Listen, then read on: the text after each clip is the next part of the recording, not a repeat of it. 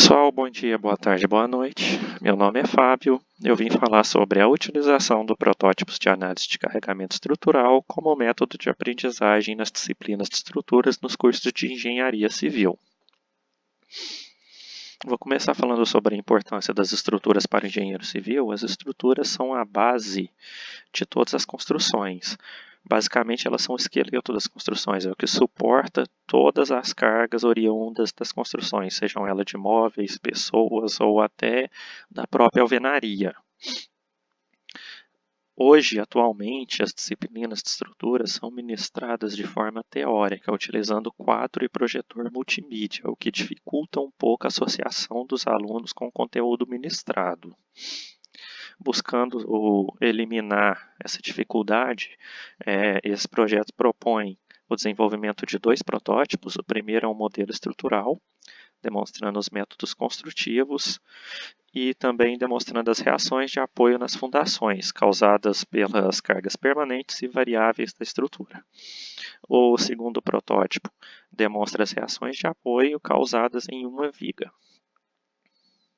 O objetivo geral do projeto é buscar um novo método de aprendizado mais intuitivo que prenda a atenção do aluno e que leve a um melhor aprendizado.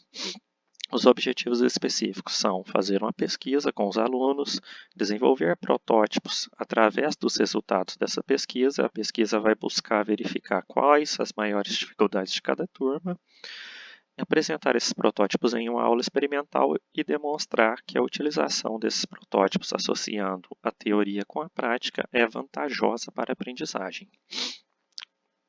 A justificativa do projeto é buscar um método mais intuitivo que prenda a atenção dos alunos e que faça compreender melhor os conteúdos ministrados durante as aulas de estruturas. Vou começar falando um pouquinho da história das estruturas. As primeiras estruturas construídas pelo homem foram feitas em pedra. Dessa a gente destaca o Cromlech de Stonehenge, na Inglaterra, que foi construído entre 8.000 e 4.000 a.C.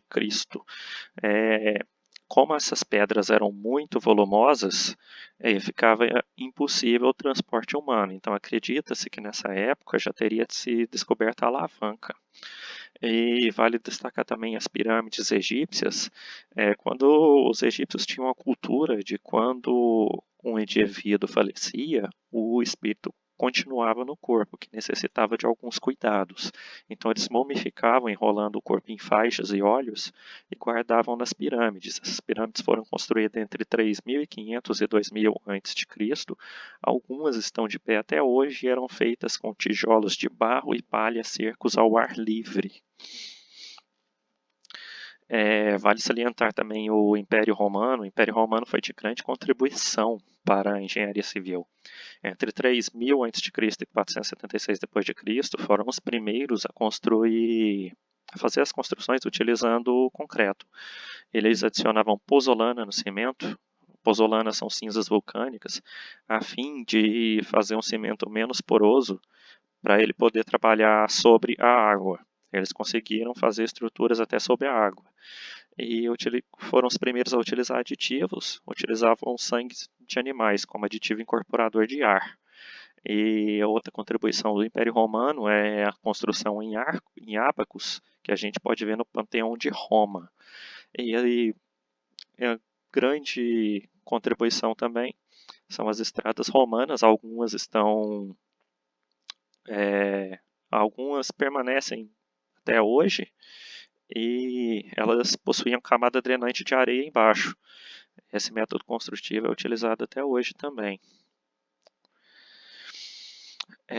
As primeiras construções feitas com a descoberta do cimento, o agricultor Joseph Lambeau, ele construía tanques de água reforçados com cimento, tanques de água feitos em cimento reforçados com aço.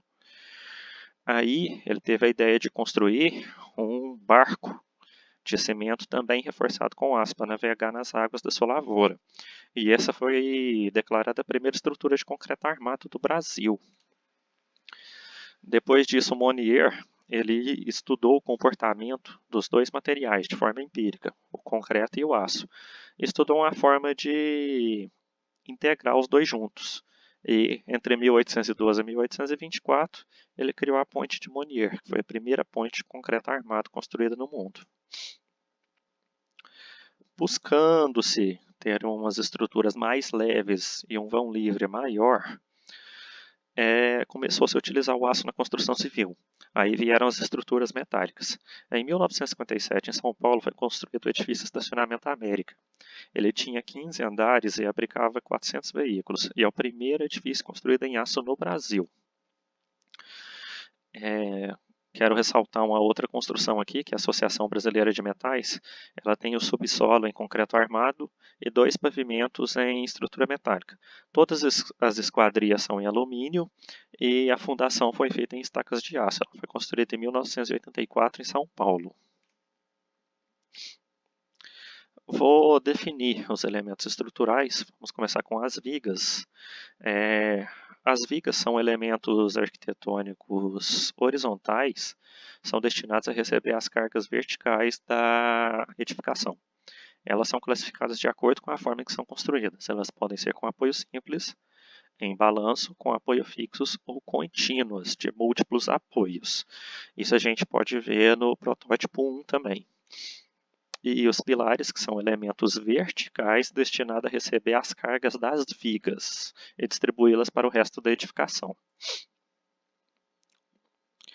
As treliças são os elementos arquitetônicos definidos para utilizar quando se necessita de um vão livre muito grande e que não há necessidade de uma certa altura na arquitetura do local.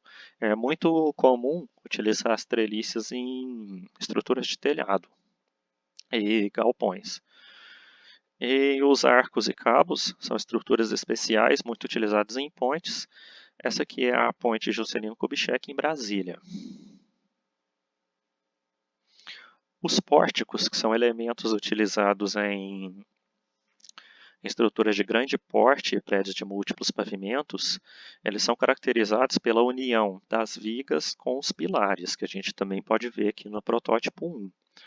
Quando construídos em concreto, basicamente o pilar e a viga são concretados ao mesmo tempo, então eles se solidificam junto, o que deixa essa ligação nas extremidades rígida. Quando é construído em metálica, é necessário se utilizar enrijecedores para deixar essa ligação aqui rígida. Essa ligação não pode ter nenhum movimento, ela é rígida. E o problema dos pórticos é que a estrutura metálica é um material um tanto esbelto, ela é muito suscetível às cargas laterais, principalmente de vento. Então, ela tende a se torcer, como demonstra essa imagem aqui. Para evitar essa torção, foram criados os contraventamentos, que são elementos arquitetônicos que impedem a torção. O problema desse tipo de elemento estrutural é que quando ele obstrui a utilização de esquadrias, de janela, de portas, onde ele está sendo executado. A gente também pode ver no protótipo 1 a execução de contraventamentos em X. A pesquisa feita com os alunos determinou alguns resultados. Eu dei algumas perguntas para os alunos de Teoria das Estruturas 1 e Teoria das Estruturas 2. Dei alguns elementos da ementa para os alunos e pedi para eles responderem da seguinte forma. Se eles conseguissem fazer um exercício sozinho, eles responderiam que dominam o assunto. Se eles conseguem executar um exercício com o auxílio de alguém, pedi para que eles respondessem que dominam parcialmente o assunto. Agora, se eles não conseguem executar um exercício de maneira nenhuma, pedi para eles responderem que não dominam o assunto.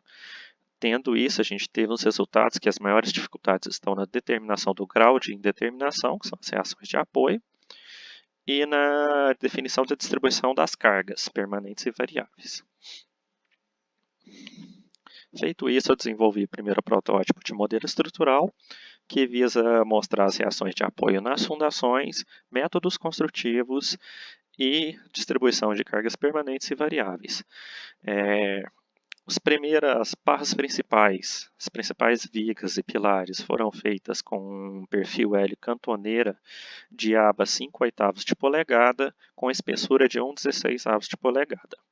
As demais barras foram feitas com perfil L cantoneira com aba de meia polegada, também na espessura de 1/16 de polegada. O piso. A laje de piso foi feita em madeira, utilizando palitos de picolé para demonstrar o método construtivo da laje. Os elementos de fundações foram feitos com copos de café preenchidos com resina Durepox e pintados de vermelho, demonstrando a fundação do tipo tubulão, que é a mais comum para estruturas de grande porte. Os contraventamentos foram feitos com arame 304L no fio 0,7 mm, demonstrando o método construtivo do contraventamento e o local adequado para se executar. A base foi feita uma base em madeira com 4 balanças, determinando a reação de apoio das fundações. Essa base em madeira foi colocado um suporte com regulagem de altura a fim de deixar esse terreno em madeira aqui mais no nível para melhor funcionamento das balanças. Após a ligação das balanças e inserido o protótipo sobre elas, deu uma reação de apoio de 725 gramas de carga permanente em cada apoio de fundação. A carga permanente é a carga oriunda das estruturas e os pesos e qualquer objetos que sejam permanentemente ligados à estrutura. A partir desse momento aqui, qualquer peso que eu inseri aqui, seja de pessoas, de móveis, são cargas variáveis. O protótipo 2 consiste em um circuito elétrico integrado a um sensor de joystick para fazer a leitura do movimento no apoio da viga. Quando você liga o protótipo, ele acende os 2 LEDs verdes com baixa intensidade, indicando que não há nenhuma carga aplicada. Quando você aplica uma carga sobre a viga, ele te mostra a resultante. Se a resultante no apoio está tendo um momento horário ou anti-horário, uma cortante para baixo ou para cima. Com essa carga aplicada aqui demonstrada na foto, eu estou tendo um momento horário e uma cortante para baixo. E a intensidade da luminosidade do LED varia com a força aplicada na viga. A função desses protótipos foi melhorar a fixação do conteúdo ministrado nas aulas de estruturas. As disciplinas são ministradas de forma teórica, com a pesquisa realizada com os alunos, eles disseram que tem muita dificuldade em associar a teoria com a prática, ou até mesmo de entender o que está sendo passado. Por exemplo, os contraventamentos, às vezes demonstram um contraventamento para o aluno, ele nunca viu aquilo na vida. Eu, particularmente, senti um pouco essa dificuldade no início.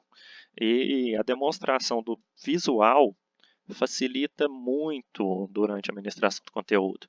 Até descrito no trabalho escrito, tem um estudo feito por Di Pietro, na Universidade Federal de Santa Catarina, para os cursos de arquitetura, que ele provou que a utilização de métodos visuais gerou resultados muito mais positivos do que a utilização teórica de administração do conteúdo.